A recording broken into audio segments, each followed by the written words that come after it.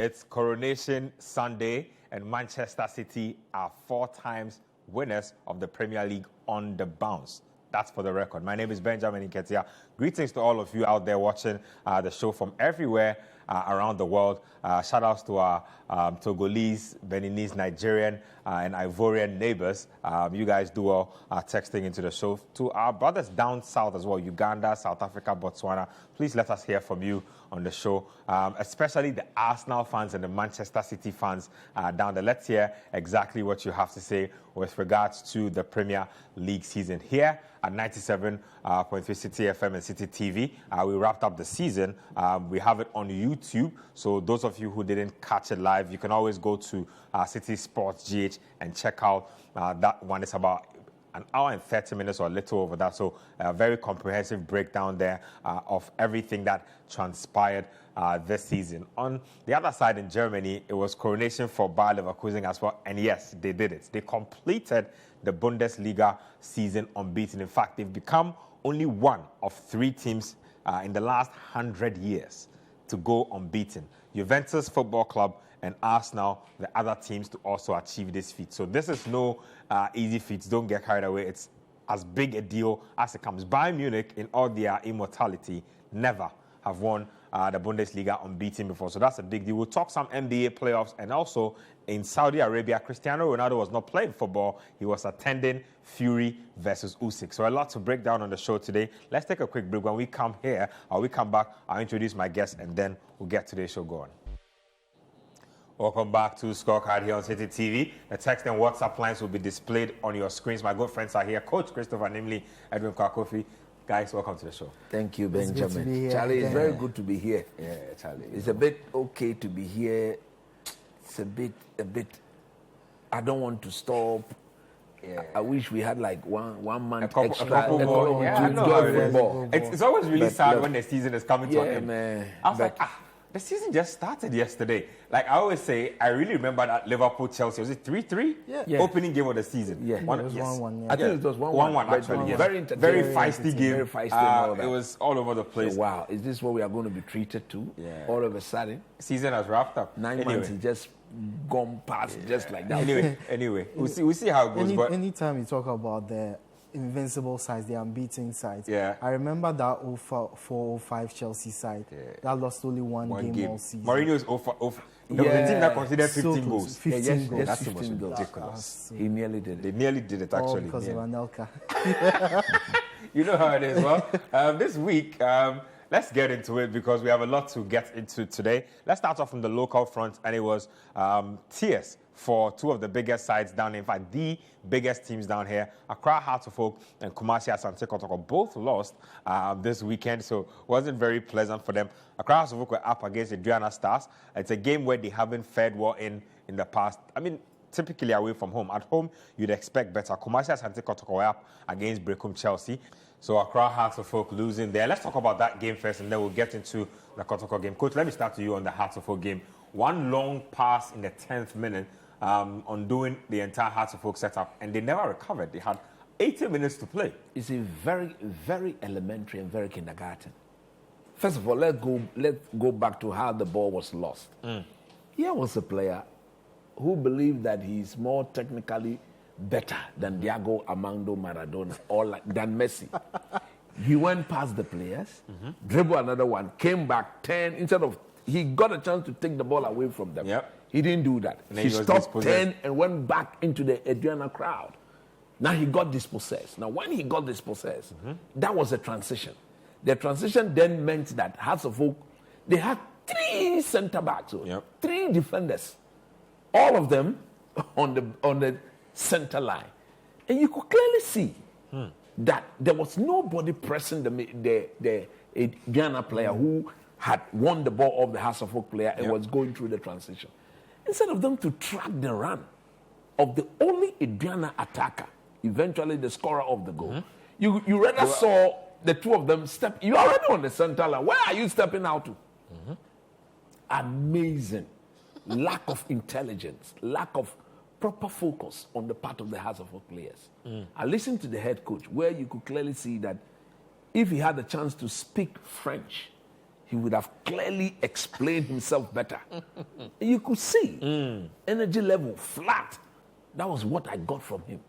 And when you watch the highlight, look at the lackluster manner in which the House of Folk players were moving. The one who gave the ball away, very slow in his dribbling antics. The defenders themselves, extremely very slow when it came to they being able to match the Adriana player who scored the goal boot for boot in terms of pace, in terms of strength, in terms of everything. So for me, look, that is the sort of season they've had. They've been very poor defensively. They've not been very prolific on the other side of the pitch. And that will continue until the end of the season, where now somebody like me, I'll be very much looking to see what they will do next season. Because the sort of elementary error they did in allowing people who are not coaches, the larger Kambis, the Honorable Dote, for them to do recruitment before the triplets. The boss himself of the triplet is there. I don't want to mention his name. It's a big man, very, very big man, well known. But for them to have done the sort of thing they did this season and put this team in this sort of shambolic form throughout, you see, House of Folk form have been bad throughout the season. And they were on a good trajectory. You understand? During the Boydu days, it looked like things were looking up. Everything has gone back to cost 90. They've sort of reset. And that cannot be happening. So yes, please, there's a coach with the team now. Listen to him. Whatever assessment he will give you at the end of the day, respect that. Because he's the technical man, and allow him or back him in the transfer market and bring him the play. Because look, House of Folk, I think about 70% of this team are just not good enough. Our league itself is not of the highest standard. Correct. So if you have a team that is not even good enough for a league that is not up there, then it means those players are really, really bad.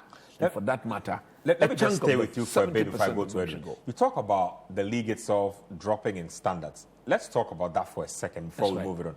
What's that to be blamed on? Because I know that there are a lot more academies around and available now than there were during the days of Atukwefio and even before. There are more AstroTurf pitches. There's a lot more access. So what is contributing to the drop in quality of talent available here? Because you mentioned the AstroTurf, let me deal with that quickly. You don't develop footballers using AstroTurf. I have condemned that thing from day one. This whole country, especially the ones we've been putting up in Ghana. Big country like this, the cheap ones. We cannot get a proper grass and get 4 or 5 youth, train them to take care of the grass pitches, monitor them, water them, feed them with fertilizer and whatever they need for them to be able to allow us to develop players. Then we are going backwards instead of forwards. I have already said that please stop the construction of these AstroTurfs. They are not going to help in any way. You ask the little boy with his knee to go and play on cement, you are destroying his knees. By the time he's 20, 21, he's finished. Now let's go back to why our league has sunk this low. You may want to argue, but if you say the league is not doing, look at what Dreams FC did. No, that is 1 out of what? 1 million times. We want that level of consistency. It should be at least the majority of the teams in the league. Exactly. Now, look at the quality of our pitches. We're looking at the Chelsea, Kotoko, and I was asking myself, is that a playable surface? How on earth do you expect players to show their true talent? The Ghana Premier League is the only league where you cannot attempt to build from the back. Because which is the best pitch in the country to play on? As we speak today, I don't know. I don't think there's one. None of them. The Babayara, even the newly constructed Legon pitch, is extremely very, very bad. You watch the under-17 boys playing on it during the week, and they were virtually struggling. You don't do that as a country. And again, the way our teams are being run, our teams, there's no scouting team. Somebody sees a player somewhere, he brings it to you. Everybody scouts. Your friends, family. Instead of them to listen to the club. Everybody scouts. Can I bring him on board? Can you look at him for me? That you should be recruiting based on the scientific data and the coaches request or recommendation. That is where you should bring in players. And for me, if our services are not allowing our players to show their true technical ability, then we are not moving forward. And look at You see, look at if a league is that bad, what it simply tells you is that almost every team is winning his or her home games. That is why if you look at the points difference, 33, 32, 31, 30, 29. In the Ghana Premier League, teams win 90% of their home matches. Games. That is how bad it is, because I don't see myself good enough to go away from home to go and win. So therefore, when I'm at home, I must make sure, in hook or crook, thick or thin, I'll have to win my home games. And when that becomes the norm or the trend in the league, it affects the quality, and therefore you experience what we are experiencing. Edwin, I don't know if you want to have a bite at Hearts or you want to move on to the Kotoko. For Hearts of Oak, this was not the result they needed. This is now 2 wins in 8. 2 wins in 8 has seen them drop further and further down the table. So a lot of issues for them to solve. 2 wins in 8. 2 wins in 8. That's extremely very bad. When Ouattara came in, we thought that things were... That's relegation form. That's relegation form. Exactly. Fortunately for them, everyone else below them is worse than them. It's being worse than them. It's worse than them. That's how it goes. But they need to change this form. Is it goal scoring? 1 week they are scoring 3. Next week they can't find a goal to save their lives. And in this game, they barely created chances worthy of getting a win in this game. So Adriana deserved it. For Kumasi Asante Kotoko, seeing them again, and this is one problem I've talked about all season.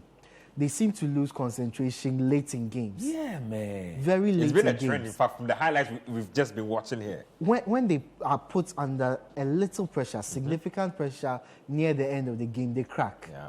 And this is not the mentality you expect of Kotoko. Coach has said it. They are young players. They will get there. But still, you are playing for Kumasi Asante Kotoko. You're supposed to build You are supposed to be dominant. Yeah. You have an air about you. The club has an air about them. The air it's not about...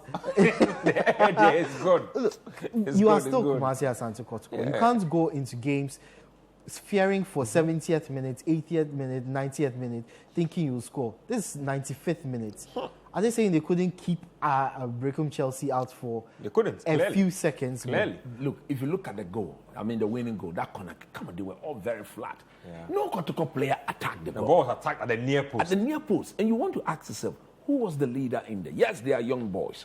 But through the training regime, when you are training, Dr. Ogun will bear me out on this. When you are training, you see, teams are taking through routines on how to deal with set pieces. You cannot tell me at this level you don't have routines of dealing with set pieces. What is the background check of your opponent? How dangerous are they on set pieces? How then do we make sure we counter whatever? And this comes back to the scouting teams you spoke about. To be honest, teams like Kotoko, Hearts of Oak, maybe Dreams FC, maybe how that could look. They should be more professional.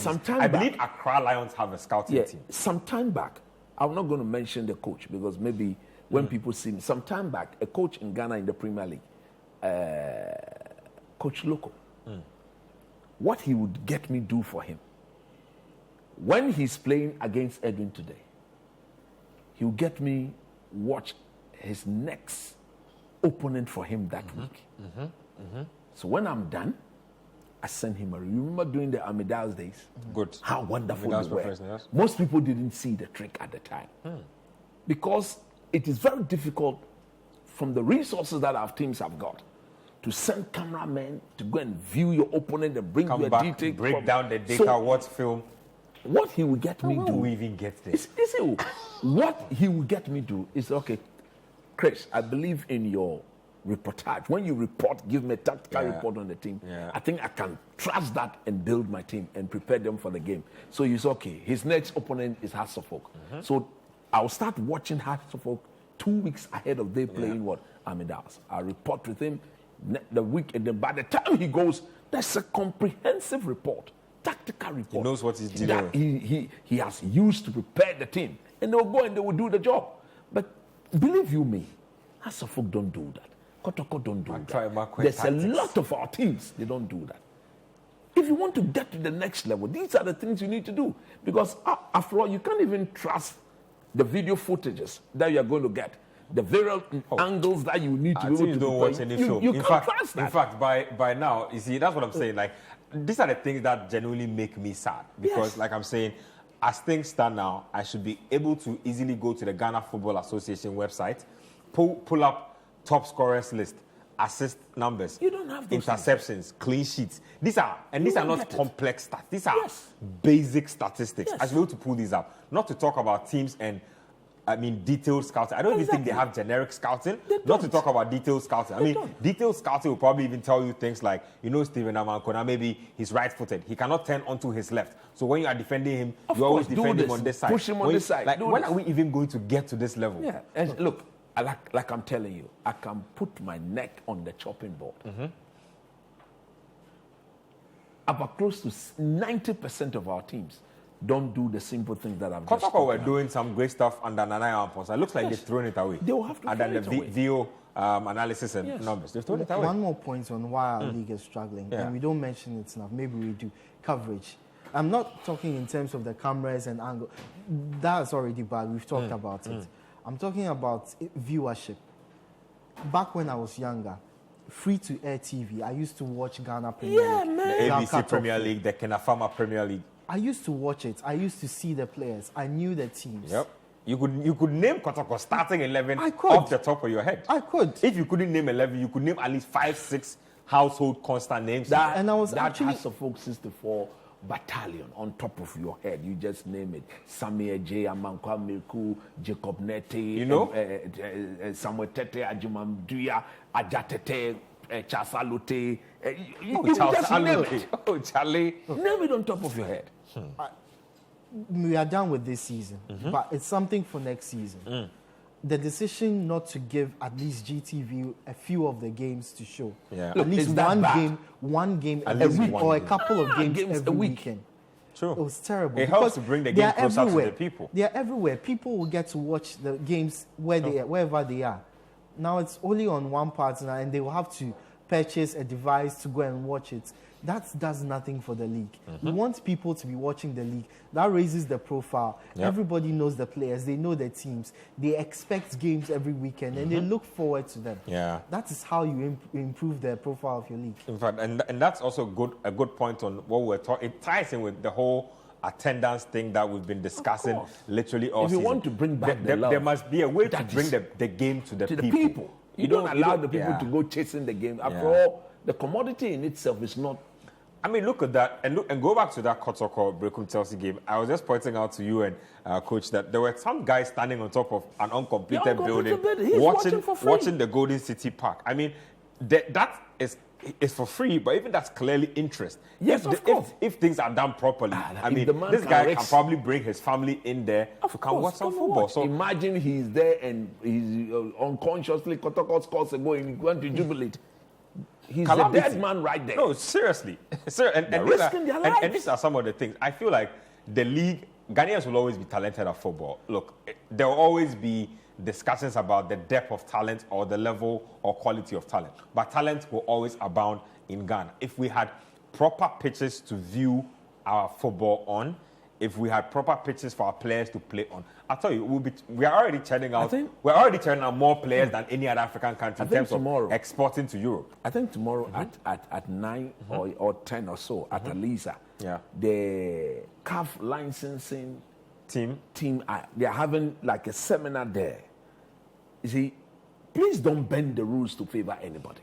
Don't do it. Because They must clamp down on us to do the right things. Exactly, because you see, it is destroying the quality of our football. We are hoping to be able to compete against the best. Yep. But anytime we sit here and we expect the rules to be just twisted a bit to allow us to find a way out, it will always come back to hand. As we speak, the Black Stars plays Mali in what? In June. I think on the 8th or 9th or 10th, one of them in June. When we go out, we are coming home again in Central African Republic. Yep. Where are we going to play the game? Don't ask me. Baba, you're most likely, Edwin. Final point. Yeah. The English Premier League has taught us that you can actually push fans into stadiums. Oh, yeah. Of course. Oh, yeah. The early kickoffs, they are shown on TV. The late kickoffs, they are shown on TV. The 3 p.m. matches are not shown on TV. Why? Because they tell the fans, now you go to the stadiums, go and watch your teams, because they are not going to be on TV anywhere in England. You are not going to watch them anywhere. Yeah. So you have to go to the stadiums. You can put together strategies to ensure that our fans go to the stadiums. To ensure that our fans watch our matches. I always say that, like, one of them makes me sad is like merchandising. Like, I want to see Brecum Chelsea fans turn up in 5,000-fold, all in Brecum Chelsea jerseys. I want to see Olympics do that. When are we even going to get to that point? Like I said, House of Folk acquired Sule Muntari and they can't tell anybody how many Muntari jerseys they even sold. They can't tell you. There wasn't even any replica jersey to be sold. I saw Man City fans on the pitch today after they won their title. I was like, whoa. Imagine if this was Kotoko, all red. Oh, yeah. A sea of red. Oh, yeah. Or Hearts of Folk, the rainbow colors all around. How beautiful that would be. No jerseys. Let me read a few messages and then we'll take a break. Sunday from Bolga says, good evening to you guys. Kudos to all Chelsea fans around the world. In fact, we did exactly what we expected to do. I'm proud of all the Chelsea players. And go back to Thiago Silva. This one here is from Dennis Emeritus, known as Academy, okay? Brecum Continental. It says that, good evening, my darling club, Hearts of Folk, made me sad this evening. I couldn't even eat. I was at the Golden City Park yesterday in a jubilant mood when Kotoko lost, but knowing we were going to lose, not knowing we were going to lose our match too. In fact, Hearts of Folk need a total overhaul from the players because a lot of them don't deserve to wear the Hearts jersey. Sally Dennis is very incensed right now. This one yesterday is that Ashtown Boy watching live from Bomso says, keep up the good work. Why is Ten Hag still at post? Ask Sir Jim. Don't ask me. This one here said, it's from Kindola. Says, I'm happy for my team, Man City, to take the league, and it's left to the FA Cup. We are adding that too. The United won't be happy. That's their ticket to Europe. Sami from Adenta says, oh, coach, your two teams will kill you. Hearts and United. Coach says he's not a United fan. I'm a Hearts of Folk fan. Coach is a Hearts of Folk fan. Coach is waiting for Greenwood. If Greenwood does show up, he just might come back. More messages coming through. Defender 10 from Kpong says, thanks to Chelsea, at least they finished ahead of Man United. Arsenal and failing. London is blue after all. I can't believe this. This one here says, thank you, Thiago Silva. Even at his old age, he came in and did his best for Chelsea. Skinunu from Driao and Quanta with that one. This one here says, Ben, is there anyone to idolize the City team? Centurions, formidable treble winners, and now 4 in a row. What a team. Come on, City. Let me see more messages. Joel from Inswatre says, Scorecard always makes my weekend complete. Sad, we Arsenal fans. I'm sad for us, the Arsenal fans, but we'll be back next season. Better luck. Coach, I wish you were here in Inswatre to watch Inswatreman FC's match against BNI Gold Stars. Coach has been all over the country watching football. I'm sure sometime he'll find extra time to watch some other local games. Let's take a quick break here. When we come back, we'll get into the Premier League. Everybody played at the same time. Lots of interesting results, lots of goals. Man City eventually ending up winners. Stay with us on Scorecard. We'll be right back. Welcome back to Scorecard here on Citi TV. Let's now get to the foreign front and get to the English Premier League. Like I said, Pep Guardiola and Manchester City have made history. 4 consecutive Premier League titles. Never, ever done before. Never.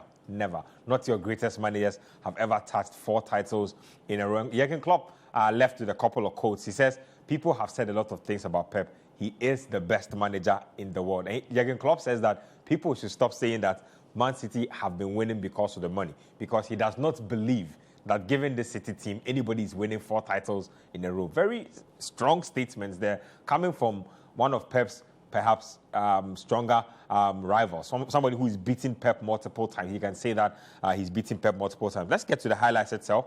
Let's start off from the Amex, where Brighton and Hove Albion are losing Roberto De Zerbi, or have lost him after this game. He stepped down as manager. We don't know where he's going yet. Very murky with regards to that one.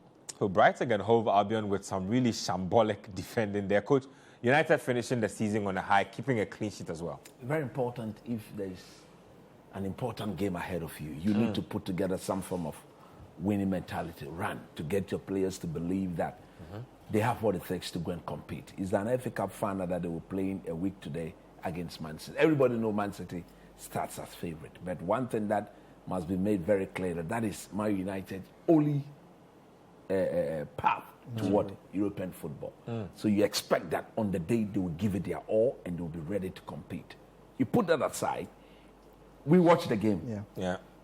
Brighton, truth be told, in that first half, they should have been out of sight, especially in the first 30 minutes. Brighton were in the mood.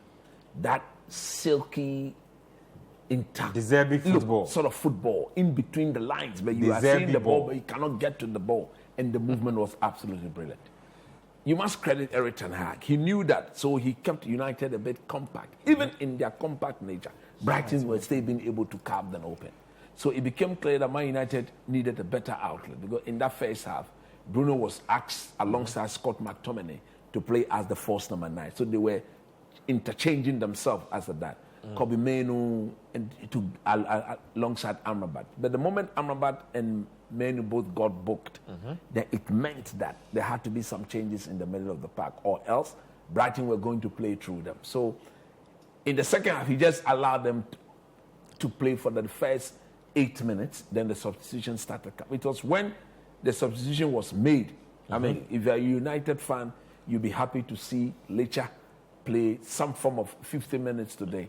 He needs that time. I'm referring to Lisandro Martinez. When he left and Evans came, and then Amrabat came off, and then Varane came, and Casemiro moved into his natural midfield position. That was where United then became a bit dangerous in the attacking third.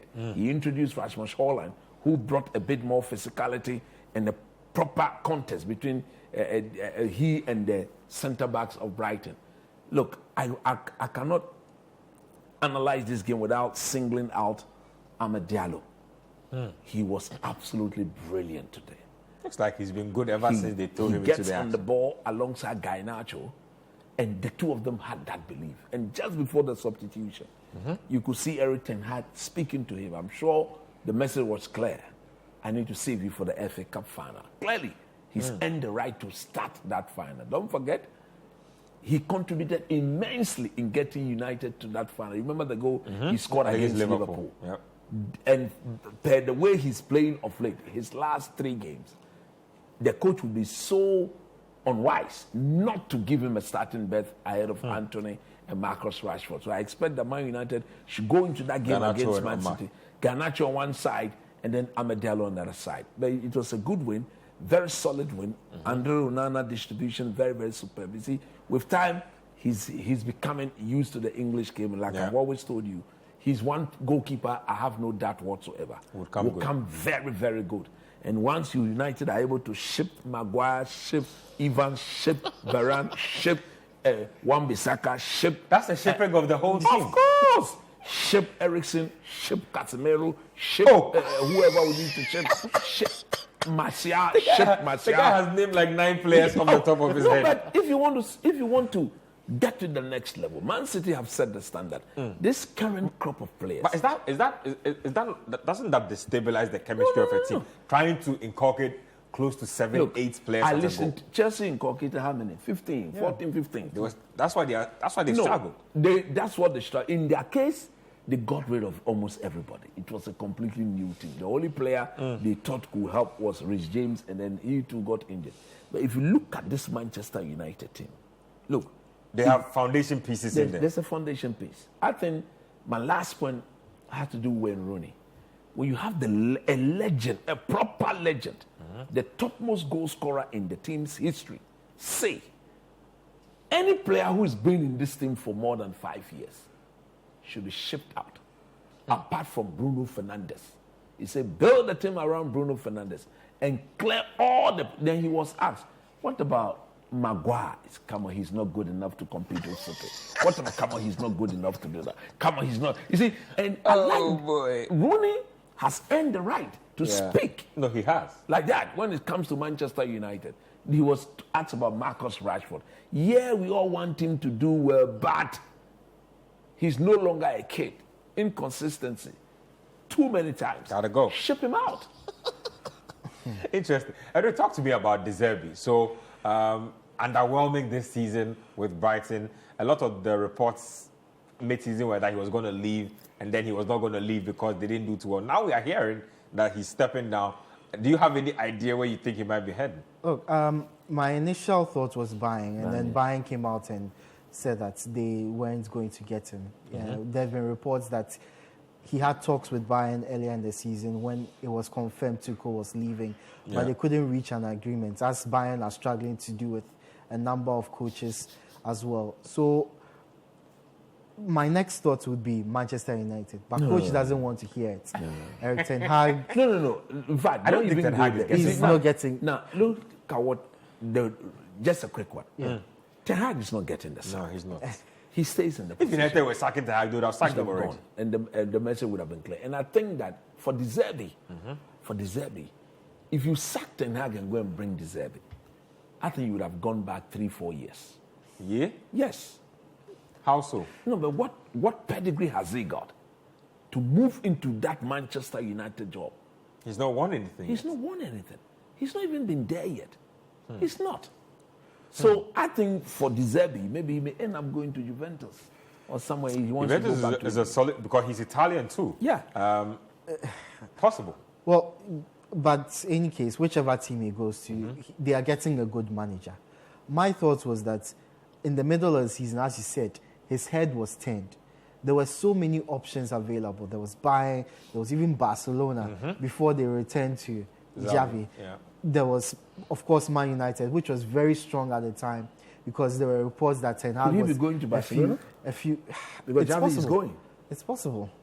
What was the outcome of the Xavi's of done that a meeting? U10. He's staying with Barca. No, but No, there's there some was talk that he- he's not happy. They've had some falling out, so he might The be board- changing Can they his make up mind. their mind already? Like from I'm going to I'm not going again to No, I might you go. see, the official news out there is Yeah. that he's not going. Yeah. But But the he said reports say that- something, and some members of the board I'm not happy with do think that Laporta should get rid of him.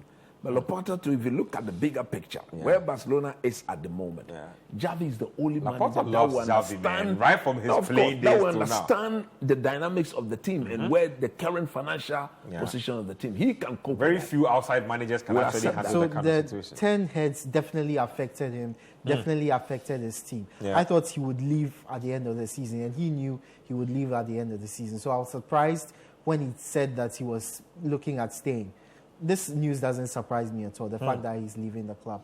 I think that the way things have gone for him this season, plus the injuries, the fact that he's lost a bit of his reputation because of the performances that they've put They've out. sold a lot of the players that down made his to team him. also tick. Not down to him, exactly. They've sold a lot of his players. Yep. I mean, how do you go a season?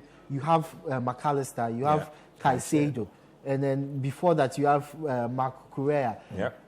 You are not going to I'm sure they'll survive. probably sell Mitoma this summer. Exactly. Very possible. It's possible. Estupinan. Probably sell him So this many summer. players injured, and you are going to lose a number of your key players as Yeah. well. So Just makes he's sense to move obviously on. not happy. He sees himself as someone who deserves to coach at a bigger club than Bigger Brighton. budget, you know? Bigger budgets, and possibly better chance to win trophies and be successful. So I don't begrudge him, but for Brighton, who did they go for? Graham Potter seems like the likely choice. Just go back for him. Ensure he's given the tools he needs to work. I'm That's all. sure Graham Potter will jump at the chance to be back at the Amex again. He knows the landscape there really well, knows the structure well, so I'm sure he'll be happy. Let's do some back-to-back highlights now. Let's get to Chelsea Football Club, and they rightfully really finished the season on a high. Still haven't sealed their spot in Europe yet. That would depend on what Manchester United do. Okay, so They Chelsea did, did seal but the spot. not But it yet depends decided whether which Europa competition. or conference. Which League. competition good. is. So It would be they good to could- see them in the conference league. So Chelsea will be hoping that they can take up a Europa League spot. I'm sure that's what they'll probably prefer. But we'll see how that plays out. So Chelsea Football Club getting that all important. We're sealing that European spot. Like we said, still have to wait to see if it will be Conference League or Europa League based on the FA Cup final. But Edwin, really strong finish for Chelsea and Pochettino to end the campaign. Yeah. Where did they go from here now? First of all, do not sack the manager. Yeah, because there are issues about his job. His job. I'm surprised Todd Bowley, upon all the talking he's done, he's not come out to say, we are backing the manager. He's going to be here next season. He's going to be our manager next season. I'm surprised he hasn't come out to do that because it's only leading to speculation. And speculation around the club right now is not what Chelsea needs. They've ended the season strongly, played some good football, scored a lot of goals. And now is the time to, push the good atmosphere at the club. But right now, all the focus is Pochettino going to stay? Is he going to go? And I'm not liking what he's saying in the press conferences as well. He was asked, are you going to be involved in transfers? Yeah. Obviously, you say, yes, I'm going to be involved in transfers. I am going to give my inputs. He's saying it's the club's responsibility. If they ask for his inputs, then he's going to be in. That's not how. Those are very grey lines. That's not how. Don't blame him for that. That is the way it is. The reason why he cannot emphatically is they gave him only a 2-year contract. Yeah. He's on one. He has 1 year more. Now Chelsea should be presenting him with. They should have offered him a deal now.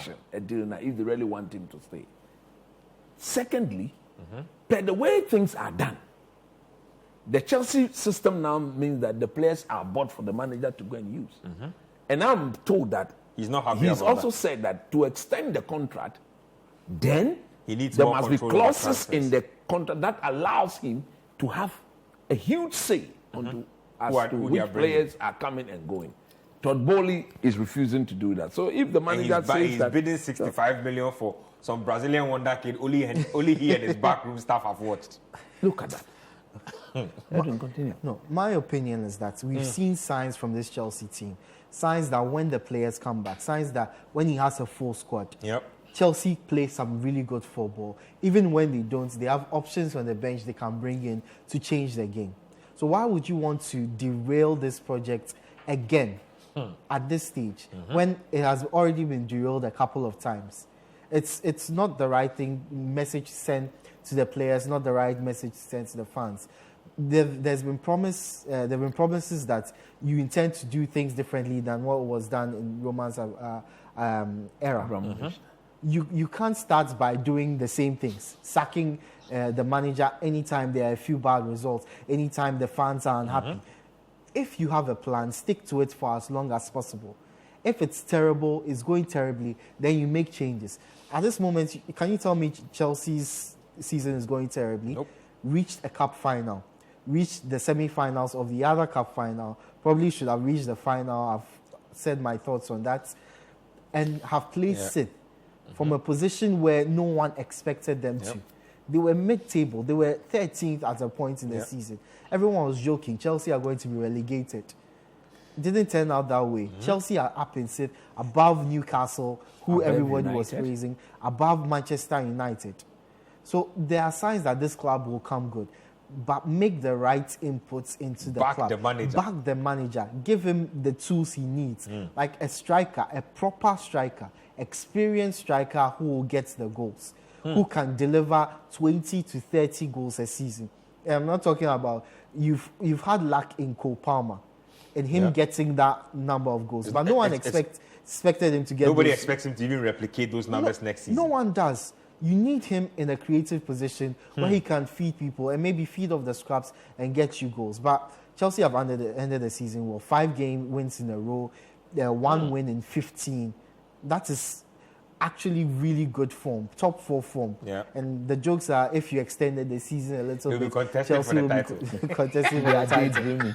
They've always liked daydream. The point is, if the form had come a little earlier, Chelsea will definitely be in the hands for a top 4. So let's take a break here. Another one that is, when we come back, I'll read some messages. We'll talk that Liverpool game. We'll talk about the exit of Jürgen Klopp, and then we'll bring you the 2 games that had everybody captivated today. It was really over by the 3rd minute of when the game started. Really, Phil Foden and Shota, but we'll still bring you the highlights and talk through them. So stay with us on Scorecard. We have a lot more for you. Welcome back to Scorecard here on Citi TV. Let's talk through that Liverpool game. Jürgen Klopp's final game as Liverpool boss. He did announce on a slot as the next manager himself. So pretty good stuff there for Liverpool fans. I mean, finding the positives in what has not been a really good season for them. Coach, Klopp exits Liverpool. 9 years, I believe. It was a very emotional day, to be honest with you. If you are a Liverpool fan, I mean, it's a bit sad to see him go because he's done extremely very, very well. You can talk about when he took over the job 9 seasons ago, where Liverpool was at the time, the state in which he's living them. When I say He's literally become one with the Liverpool City. Exactly. Like, literally more than the football club itself. And like he said, he's now one of them. He would never walk alone. That meant a lot to him. If you look at the game itself, at some point in time, the emotion got to some of the players. Once Wolverhampton got shown the red card and they took that lead, scored the second goal, the tempo, the intensity just dropped. It's like, including the Wolverhampton players, they were just playing to see the game through and hand over the day to the one the day belongs to, Jürgen Klopp, and allow him to speak. I felt it when he gave VVD his heart, when he embraced him. You could clearly see him telling the man, I'm grateful for the job you have done for me and for this club. He has to go. Mohamed Salah, somebody who has been there with him in thick and thin. The likes of Andy Robertson. I think Robertson, in my view, is Klopp's best signing. If you look at how much money they paid for him, not even 5 million, something very small, below 10 million.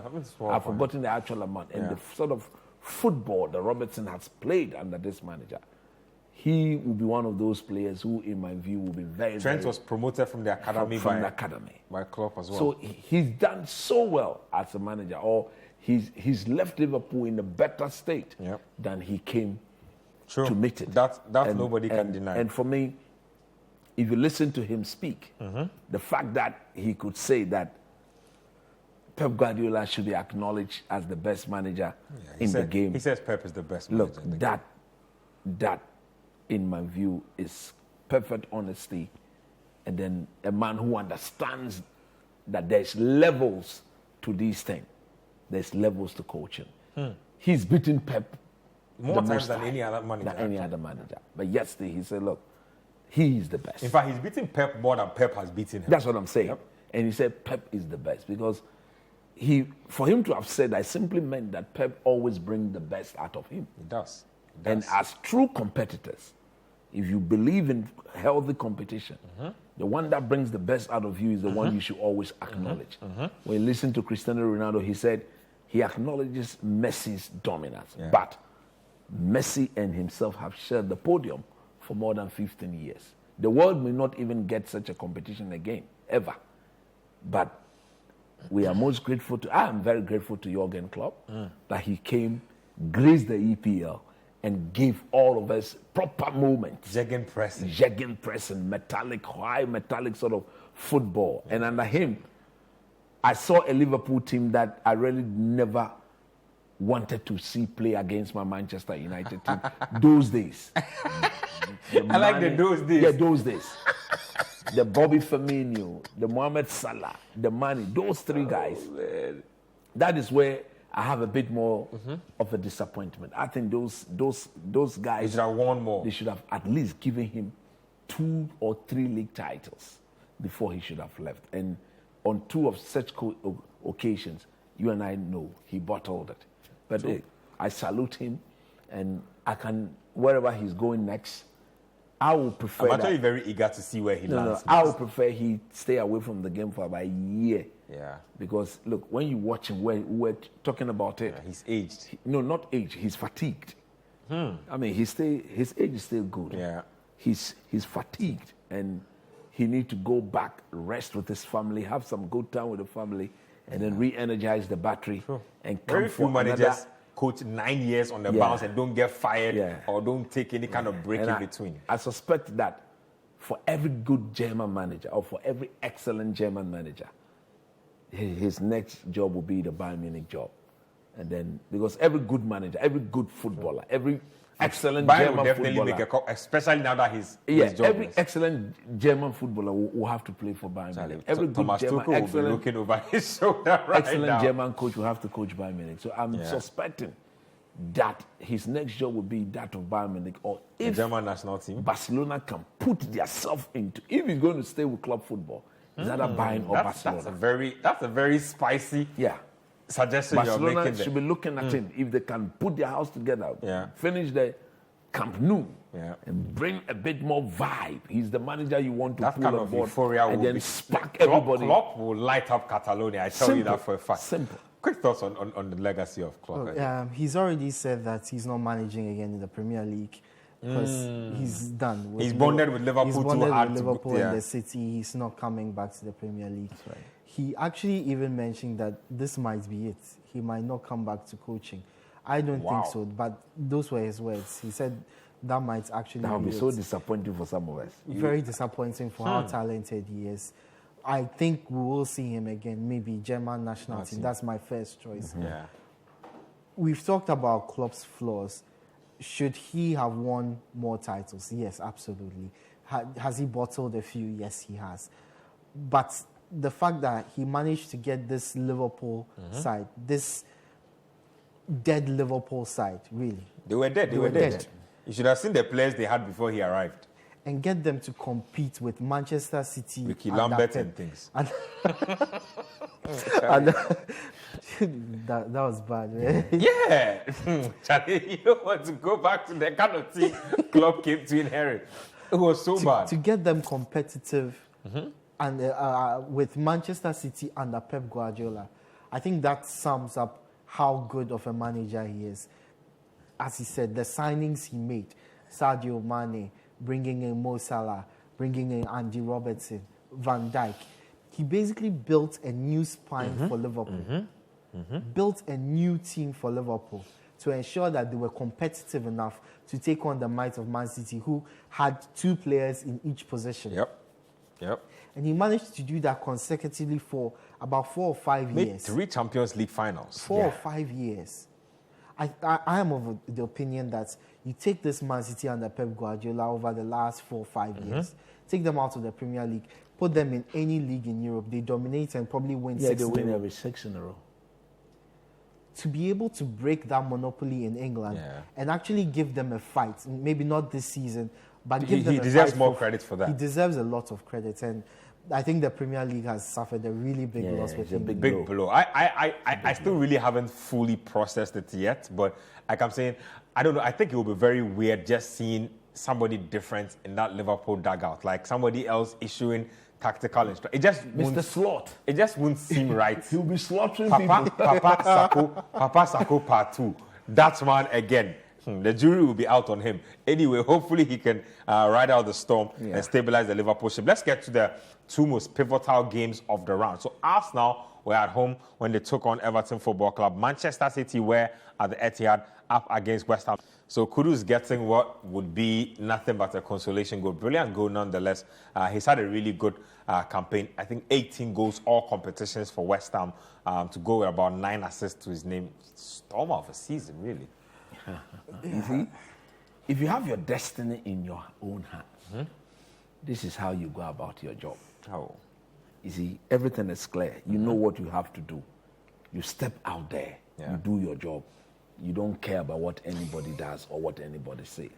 And that is exactly what Man City did today. Look, when the game started, we were on the radio, and I was like, I've predicted that by the first 20, 25 it's a wrap. The game should be over. And in 77 seconds or so. By the second minute, they had scored. Bang! So you could hear the people at the Emirates. When Phil Foden scored, the Emirates heard the jubilation. Oh, Charlie. Then all of a sudden, the second goal went in. Yeah. So we're doing the game simultaneously. If you look at the body posture of the Arsenal players, even on the pitch, there's no need to exert excess pressure here. No need to get injured. No, at all. Therefore, the likes of Kai Havertz and Cole, they were not thinking about the Euros. Because, you see, it hurts. I really didn't want Pep to win this for the 4th time. I've said it here on countless occasions. Arsenal, I wanted Liverpool to win it to say goodbye to Jürgen Klopp. Yeah. But the ones that didn't do it, I think Arsenal had a better chance per the records of the season. Yep. Arsenal is the best team. Best team. They are the best team because Play the best football, they play actually. the best football against the direct competitors. They've taken the most points, best defense. Everything pointed to the I think fact Manchester City eventually cancelled out the goal That's difference. because in the last few weeks, City have been just went going on a crazy. tear. Tremendous. Yeah. But if you take 4 points off Liverpool, 4 points off Man City, 4 points off Chelsea, 4 points off Tottenham, 6 points off Manchester United, you have to win the league. It's criminal. You don't win the Especially if you compare it to what City did with the top winning guys. nothing against any of those They teams. couldn't beat Liverpool over 2 legs. They couldn't beat Chelsea over 2 legs. They couldn't beat Arsenal over 2 legs. You ask yourself, come on, man. Why is Arsenal not winning the league? So that is where I have my pain. But having said that, you have to congratulate Pep Guardiola. We knew nobody has won the league 4 times in a row. So let's say winning it 4 times would have never been easy. It would have been a difficult thing to do. But for them to have kept their composure, kept their calm, believe, because I remember somewhere in December when they were not very well, when he was asked, he emphatically said they were going that to they will win the league. And he barely ever does that. Yeah, he's never said that before. But It he almost told sounded everybody- like a threat. He told everybody that they will win the league. He was threatening the other Yes, teams. in forget the about league. where we are at the moment. We are going to win it. And for him to have led these How many games did they go on? Like almost what? 120. Yeah, 25 or so 25 unbeaten. unbeaten in the Premier League. That's mad. That is a championship form. That's mad.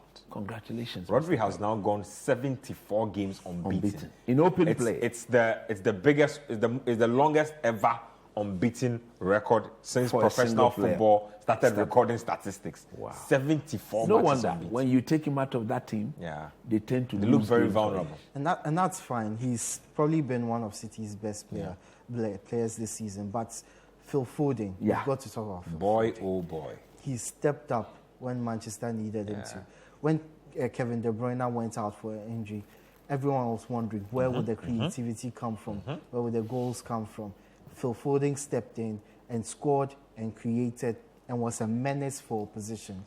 And when City were not playing well, everyone was wondering where would the inspiration for City come from? Who will be the match winner for them without Gundogan?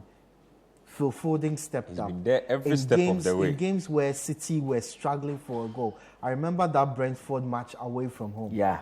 They were struggling. Very tight. Flecking was making saves that I have not seen in my years of watching football. But then Foden stepped up and scored a hat-trick in that game. Scored 2 hat-tricks this season, He actually. scored 2 hat-tricks this season. That's been the influence he's had.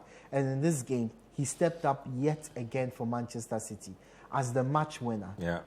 And that's what a lot of teams want to see. Your homeboy coming to the stadium making an impact. Good point. He's grown up with the player club. from the academy. Player from the academy. He's had to bide his time, waited for players to play ahead of him, for Mahrez. There were so many players who came. David Silva. From David Silva's time, Bernardo Silva, Mahrez. He had to wait in line all those people. There was even a point where people were wondering, was it better for him to move away from the club? Would he get a better run of games elsewhere? Guardiola was underutilizing him. Now we've seen that's it. He was biding his time. He was observing from the masters.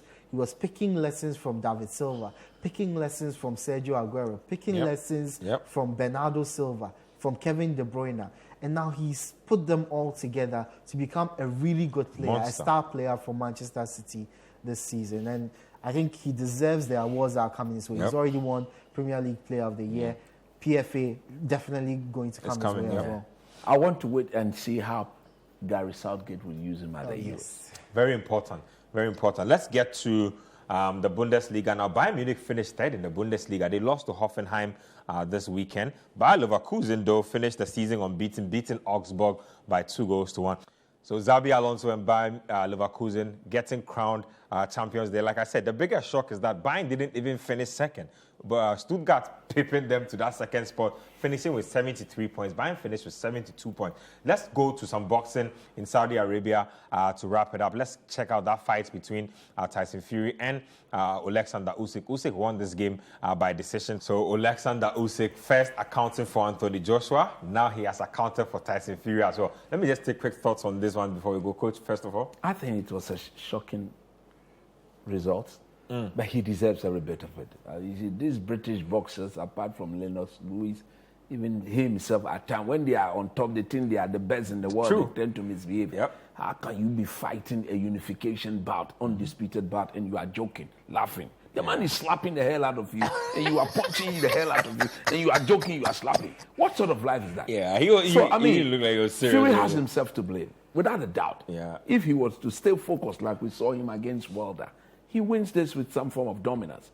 But there will be a second fight. Yeah, maybe second fight. this would now tell him what Alexander Usyk, Usyk is made of. So in that second fight, Usyk is a tough guy. you see him do better. For about 5 rounds, it seemed to be really level. I think balanced. It was bouncing back and forth. It was bouncing back and forth. Maybe Fury had a slight advantage. He even drew blood from Usyk at a point in the 4th round. It was the 8th and 9th rounds, that's when it turned. And we saw the 9th round where Usyk actually got a knockdown and forced the referee into account. Usually that flurry of fighting, the referee ends the match. Yeah. So it was very surprising that the referee didn't end it at that point. He allowed it to go, which says a lot about the recovery of Fury. He got to the 12th round. Eventually it was a split decision, but Usyk deserved it based off those 2 rounds where he actually annihilated Fury. But as you said, rematch in November, October. So I maybe feel like they're we'll going see for a a full better trilogy. Fury. They'll probably end up in a full trilogy. Definitely. Thank you very much, Coach. Thank you very much, Edwin. Thank you to all of you who tuned in to watch the show today. A lot of messages came in. I couldn't read all of it. Let me just read a couple more to conclude. Need Tojo from Tema Newtown says, well done, citizens and EPL, for making us enjoy football. Hopefully the FA and the sports ministry are picking lessons. This one here is from A4 Sheet from Boom. Says, so Arsenal couldn't use their timber to cook rice for their party. Charlie, behave yourself over there. Thanks to everybody, directors, camera, makeup, everybody who made the show possible. And to those of you who texted into the show as well. Same time next week, Scorecard will be back on your screens.